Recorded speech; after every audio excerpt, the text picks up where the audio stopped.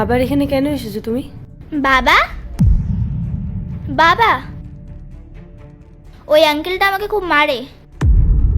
এদিকে এসো রিক। এমন বলতে নেই রিক। আমাদের তো ডিভোর্স হয়েই গেছে। আমার কিছু জিনিস ছিল, ওগুলো ওখানে রয়ে গেছে, সেটাই নিতে এসেছি। আচ্ছা, আসো।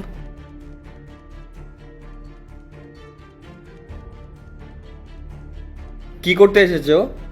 তোমার সাথে করে এখনো সম্পর্ক আছে? না না, তেমন কিছু না।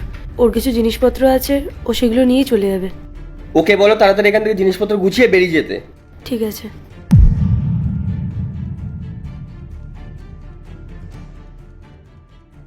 কেমন আছো তুমি? ভালো আছি, তুমি ভালো। কেমন আছিস বাবু? ভালো আছি বাবা। তোমার কি আমার কথা মনে পড়ে না? পরে তো বাবা, আমরা তো একসাথেই থাকতে চেয়েছিলাম। তাহলে আবার আমাদের ছেড়ে চলে যাচ্ছ কেন? তোমার মা তো চায় না যে আমরা একসাথে থাকি, তাই। মা, তুমি কেন চাও না যে বাবা আমাদের সাথে থাকুক? তুমি ওসব ভেবো না বাবা, আমি তো তোমার খেয়াল রাখি। বলো তাহলে বাবার কি দরকার? কিন্তু ওই আঙ্কেলটা আমায় খুব মারে। রিক চুপ, আমি তোকে বলেছি না এসব কাউকে বলতে না।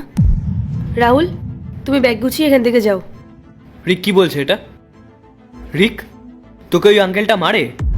না না, ও তো আমাদেরকে খুব ভালোবাসে, অনেক কেয়ার করে আমাদের।